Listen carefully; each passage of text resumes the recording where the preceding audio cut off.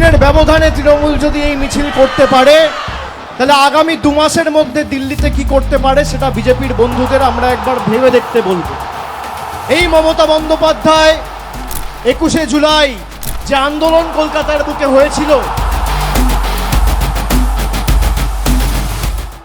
তারপর থেকে যখনই ভারতবর্ষে ভোটাধিকার কেউ প্রয়োগ করেছে, তৎকালীন যুব কংগ্রেসের সভানেত্রী মমতা বন্দ্যোপাধ্যায়ের আন্দোলনের কথা তারা মনে করেছেন এবং সে আন্দোলন আজও স্বর্ণাক্ষরে লেখা রয়েছে। জননেত্রী মমতা বন্দ্যোপাধ্যায়ের ইতিহাসের পাতায় চোখ রাখলে যে সকল সংগ্রামের উত্তাপ আজও আমাদের উজ্জীবিত করে, তার মধ্যে 1993 সালের 21শে জুলাই অন্যতম। সিপিআইএম এর সেই রক্তচক্ষুকে উপেক্ষা করে বাংলার অগ্নিকন্যা মমতা বন্দ্যোপাধ্যায় নির্বাচনী প্রক্রিয়ায় স্বচ্ছতা আনার জন্য সচিত্র পরিচয়পত্রের দাবিতে মহাকরণ অভিযানের ডাক দেন। অর্থাৎ no EPIC card no vote. সচিত্র পরিচয়পত্রের যে দাবি, যে মানুষের ভোটাধিকার এবং মানুষের মৌলিক অধিকার থেকে মানুষকে যারা বঞ্চিত করেছে তাদের বিরুদ্ধে আমরা গর্জে উঠব।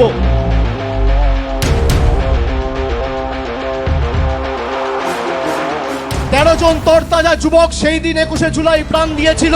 কলকাতার মেয়র রোড ও রেড রোড চত্বরে অগ্নিগর্ভ পরিস্থিতি তৈরি হয়। নির্দ্বিধায় পুলিশ গুলি চালাতে শুরু করে।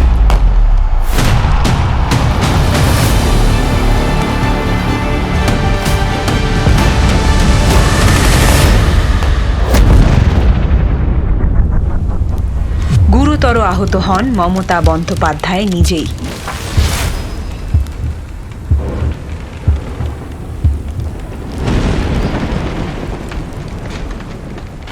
প্রাণ হারান 13 জন নিরপরাধ মানুষ, আহত হন 200-র বেশি। নেত্রীকে আমি শ্রদ্ধা জানিয়ে তার অনুমতি চেয়ে আমি আপনাদের বলছি, আগামী দিন তৃণমূল কংগ্রেস দিল্লি যাবে এবং এসআইআর এর প্রতিবাদে বাংলার ক্ষমতা কি সারা ভারতবর্ষকে দেখাবে। আগামী 26-এর লড়াই শুধু মমতা বন্দ্যোপাধ্যায়কে চতুর্থবার মুখ্যমন্ত্রী করার লড়াই নয়, আগামীর লড়াই বিজেপিকে শূন্য করার লড়াই, বিজেপিকে শূন্য করার লড়াই, বিজেপিকে শূন্য করার লড়াই।